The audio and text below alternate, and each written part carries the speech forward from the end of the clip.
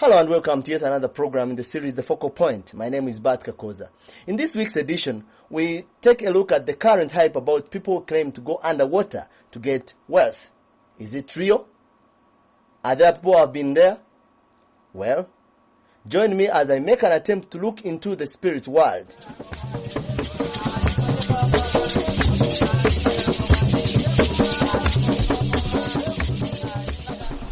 These two can make a very, very good breakfast.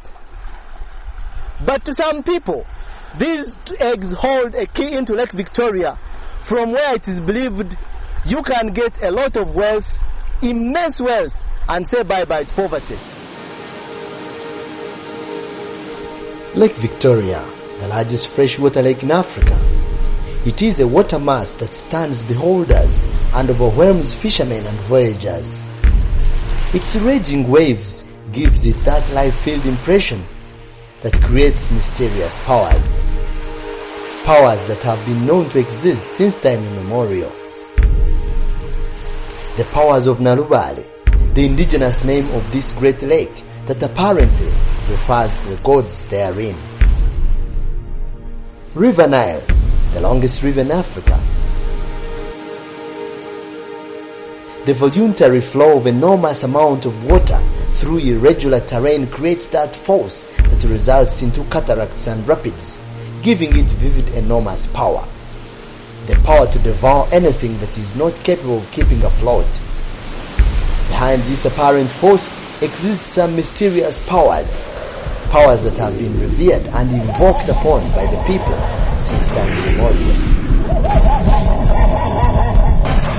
Driving along this dusty path keeps one curious as to where it leads. It actually follows the lake shores, leading to a small village called Busabala, 20 minutes to the southeast of Kampala. The path ends at a huge rock, east of which are caves directly facing the mighty Nalubale. The place is relatively busy, with people moving up and down, going about their business. A distance away, sounds of Baganda drums accompanied by some singing can be heard. The air is filled with clouds of choking smoke, bellowing from the numerous fireplaces. This is the home of 25 shrines of Baganda gods, believed to wield enormous powers to provide anything and discipline anybody.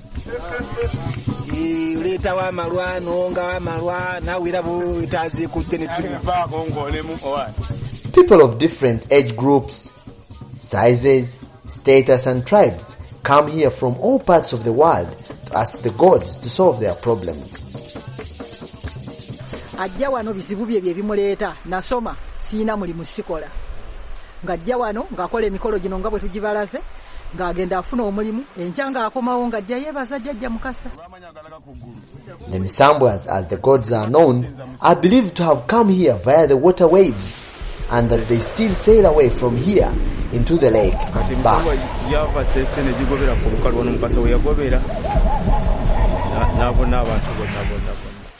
80-year-old Teresa Najemba, a widow who lives 100 meters away, is the caretaker of the shrines.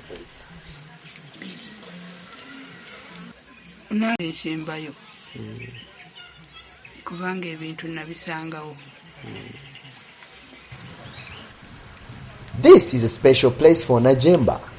It is specially reserved for her as the caretaker to perform her rituals. That is the reason it is a distance away from other shrines of the Misambwas. It is just like a reception, where one first explains the reason for coming here, before proceeding to the main shrines 20 meters away. The Misambwa shrines are lined up in the caves along the lake shores. Each of these shrines symbolizes a home for God.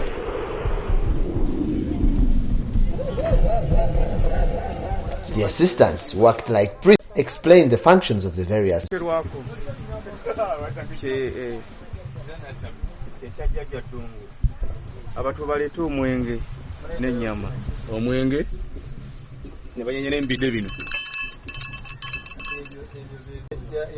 Jaja ya iga jaja omuyizi no mwenge gwe gutumuwa wano ne tusinza wano Kinyenya mu kide nokoonako wano nokoonako ne wano. Bwevaawo we bayitamu bakabaka yajja ndawula bassekabaka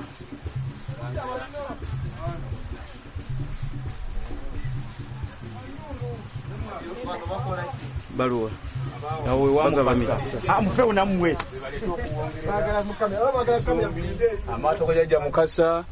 amaato gajja mukasa geego ensumbi ezo mukasa mulimu gwegaba luzaalo oba tozaala ojja n'ofukamira n'ozaala enkoko giraba gye bawongawo enkoko gye bateekawo awo njeru eba njeru ojajja mukasa naye lula emikisa gyo n'oddayo n'ofuna kati enkoko emazeewo bbanga ki bakale baleeta leero oli bwajja okwebaza ajja n'ekintu nga jjajja mukasa yamuwa ano mukama wo n'akuwa akati akasiimo egwebweza amakula ge bateekawo abafunye mukomawo ne beebadda ajja tebabbamu. Women comprise the biggest number here. We hardly imagined could visit this place. It conceive those whose marriages and love affairs are on the rocks, and those looking for husbands and lovers. Eggs seem to be a vital element here. They are seen all over. At this shrine, a gathering of people, mostly women, are busy singing and drumming. We were cautioned not to film them, else we face the wrath of the Misambwas. We complied. A few meters away to the shores is this narrow gateway created by water waves action on the rocks. It directly opens the lake. The guide explains its role. Omuntu bw'ojja osooka kunaaba n'ofukamira eri mu bajjajja. Naye nga ffe tetwala bantu eri mu nnyanja wano we bakoma wano we banaabira eddagala lyerino lino kati okwata bwoti omuntu n'anaaba bw'ati ogaa n'omunaaza bw'amala n'agenda n'afukamira eri n'asaba byakola ki byayagala. The most shocking sight is piles of these underwears, especially women's knickers and bras that litter this area. From top designers like Calvin Klein to the cheapest ones available on the back streets of Kampala, they are all here. A person is required to undress the skin, discard, and he or she proceeds to the shrines for the rituals. Obugoye buli bwe mulaba mwe tunaaliza omuntu mukasa yamugaana okumulaga obwereere mwanaabira mwamala okunaaba abweyambula neyambulako ebisiraani ebyadde bimutawaanya ne tubusunganyiza before the television cameras out on the authenticity of the alleged pilgrimage. The people here still insist that they don't know anything about lake, nor have they ever seen anybody getting inside into the lake to get out wealth. One-time devil worshipper, now born again Roger Mugisha, says his people.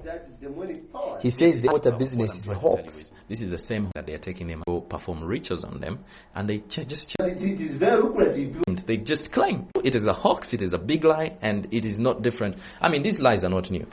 The Bible also, when the devil was offering Jesus, bow down for me, I'll give you all the cities in the world. It's the same lie he's bringing people that if you bow down for me, you go to the lake and you get riches. I'm still waiting. I'd like to challenge you. You go and look for a witch doctor who's rich. Tell me about your experience. How did you get involved? I have a family background where, my grandparents, I have one particular grandparent who was really, he was, practicing witch doctor. And, he things, but he didn't tell anybody in privacy. When everybody was not there, he then passed on his powers to me. And I didn't know then, I didn't even take him seriously. Because first of all, with the education background that I've had, I did not believe him. I just said, this is an old man, he's not educated, he doesn't know. But I was wrong. He says He threatens you and says, if you don't do this and this and this and this, I'll make sure you lose your job. And then you have to start pleasing them because they're blackmailing you to it. That's what it is. One time it happened, 1993. I was asked to do something and I rebelled. I said, I can't do that. this spirit speaking loud, well, some people say maybe I was insane hearing voices, but you see, you can't be insane when what you're being instructed you can clearly see with your own eyes. And I can still remember it 12 years later. That means that I knew what was going on. So you hear the voices? Very clearly, very clearly. And you have a small board somewhere in your room where you go and say, this is what you're supposed to do. No, you don't have the small, it follows you. It follows you. It moves with you. You sit in your office and it comes and tells you. Yeah, but it was not like a full-time thing, really. Yeah. It was, they had times and seasons when they would just, all of a sudden become, it would be like how somebody would get epileptic fits, something like that. Like all of a sudden you just into a dream and you see the and all of a sudden you get attacked. You get attacked, and then you have to meet certain demands. And so finally, how did you decide to discover Jesus and the Lord? And it wasn't finally discovering. I think he's the one who came to rescue me, really, because me, I didn't know what I was involved in. I'd lost all hope completely. My life was finished. I knew. I actually was told I was going to die on January 13th, 2003. So I knew I was going to die, and I knew I was going to be a blood sacrifice because I had failed to please the gods. And they said, well, I have no choice. And at a time when I was hopeless, I had no hope. I knew I was going to die. After all, I remember I even threw a party. I threw up. My birthday is on the 7th, so I celebrated my birthday on the 10th, and I was basically saying goodbye to my friends. And then something happened. Something just happened. The Lord spoke to me, and He just rescued me. And from that time, I said, "Well, it's good. I'm happy. I don't regret the decision I made. I am comfortable, and I am free." Did you abandon because you were under pressure, or you decided and said enough was enough? You had to quit. I cannot say I abandoned. It would be unfair to say that I just abandoned, because then I'd be claiming that it was in my own effort that I left. It wasn't in my own effort that I left.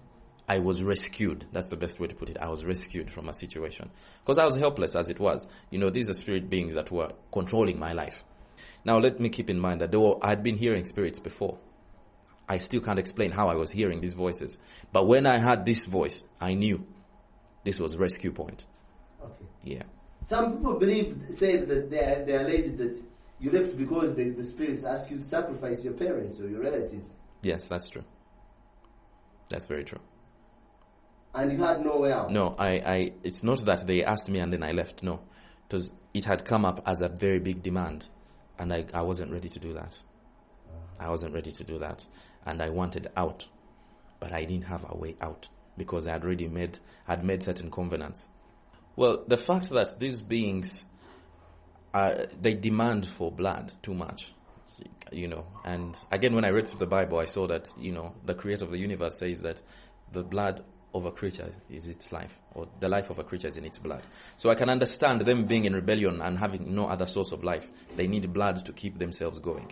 So when you talk about blood, did you get yourself involved in blood business? Well, some questions I will not answer. Yeah, that's fine. Okay, that's fine. Mujisa says the issue of implicating born-again pastors is part of a wider conspiracy against them. How comes they've not mentioned all the other religious denominations? Why is it only one sector? Why is it that these days when I open newspapers and to read, I'm only reading about pastor defiled this, pastor did this, pastor gave me AIDS, pastor did this and that? Why is this? There's a certain conspiracy by religious politicians to discredit others. That's what it is. Because you can't tell me that all of a sudden this Nyanja talk has just come up. Let me just tell you this one thing. From just even Buganda Kingdom, people have always been worshipping Lubale we Nyanja. The Nyanja spirits have always been there. A number of born-again pastors have openly come out to confess their past involvement in devil worshipping and witchcraft. Pastor Samanya Wilberforce of Joint Effort Christian Center Kajansi is another self-confessed ex-devil worshipper. He says he was involved in this act for 27 years. Kubanga mbolokole nakamalamu emyaka 17 era mpeereza Katonda ekyambinzi jamu byali bitandise okunkozesa okulaba nti nkooye kino kinkoya ng'ate nze byonna ndaba nga byonna biri kunze muntu omu okubeera kunze ku muntu omu byali bimbonyabonya mu ngeri nnyingi nnyo nga byagala kunsuula eddalu ate nga nze nali mbirese twatambula ku basawo tulongoose otegera kye ngamba twagala tubirongose naye ate mu kubirongosa ng'ate nze abirongosa ate nze kwe byagala okwonoona daimoni zo ziriwo kutta buki naye kati gwe zaakusaba kw'abantu byasabanga sinze nzita bayibuli egamba sitaani yajja okubba n'okutta n'okuzikiriza tubakikola yes bo bennyini emizimu nga gimulinnye ye nga gimulinnye ku mutwe yakola ekyo empewo erinnya naye nze siyinza kugamba nti oba nasala omuntu wano oba nasala omuntu wano naye nze empewo eyange emizimu twasobolanga ogituma nti genda okole kyoyagala gyo ne gikomawo ekitegera kye ngamba ng'osobola okuyita empewo yo osobola okuyita amayembe n'ogwegamba nti bwangu jjajja mutega nkwala atega tugulula nkutumye wano muzzukulu atutumye wano. Devil worshipping involves sacrificing, and in some cases human sacrifices. Children have been victims of gruesome murders to fulfill the devil's insatiable demands. This picture of the headless body of Shamim that appeared in the local media shocked the world when her murderers confessed having done this in fulfillment of the devil's demand for the little girl's head. Allegations against devil worship have been mainly found among born-again Christians. Little has been heard from the Islamic faith, although the faith acknowledges the existence and powers of the devil. This thing about going to the lake, if it is true, I say, if it is true, it could be that these people who go there, they don't go to the lake in mankind's world, in the human world, but they simply go, they simply go to that lake of the world of genies. I don't know whether you get what I mean. They simply go to the world of genies through the make of what? Of genies. And they achieve that, of course, by these witch doctors, witch doctors who use their strong witchcraft, to make them contact with genies, and then genies turn them to live into the world of genies, and then disappear to somewhere, to a lake, that lake which is in the world of genies. Okay? Then from that lake, which is in the world of genies, when they come back, the world of mankind, this is when they tell us, we've been, mbadi munyanja, nenda babino, erabo yefuddeyo, mfunyo bugagga, and whatever. Okay? If it is true, yes, the genies are capable of doing things. But one thing remains. Is it allowed in Islam? You see, that's our major concern. Is it allowed in Islam? Anyway, whether these things are true or not true, it is not allowed in Islam at all to acquire wealth, to acquire anything except from Allah alone and through hard working. Many traditional healers have also rubbished the underwater stories. While they agree that there are satanic powers that perform things and change people's lives, they believe it is the prevailing poverty that is leading people to resort to such beliefs now. According to the poverty which is prevailing here, and the anxiousness of money, getting money so rapidly, so easily, that is why they have managed to develop a stupid idea and action and a deed of this nature. Therefore, it is stupidity within the minds of the people to believe the unsuitable things, however much we know these forces. So they only complicates the brain, and then you think that I was underneath the water. How did you observe that? In 2000, a man stunned Kampala and its suburbs when he moved around showing a man's head that was able to talk without his body. The head, which claimed to have come from Mombasa, is believed to be one of the much talked about coastal genies.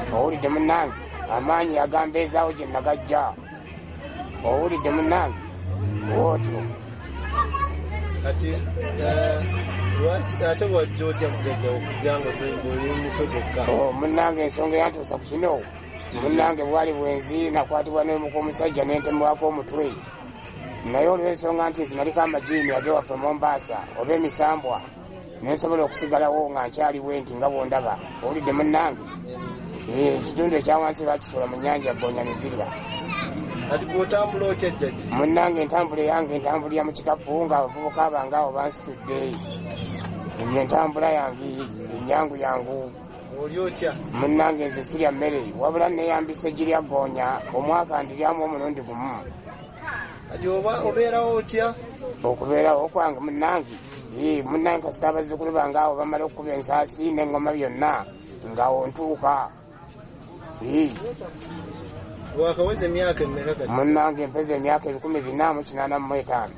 Well, as we rubbish the hype about the descending into water for wealth, we still have to address the question of the growing trend of unexplained sudden acquisition of immense wealth by many young people in Uganda. Well, that's all we had time for from the Focal Point program. Make sure you tune in 2 weeks from now for yet another program in the series The Focal Point. My name is Bat Kakoza, wishing you a very pleasant evening.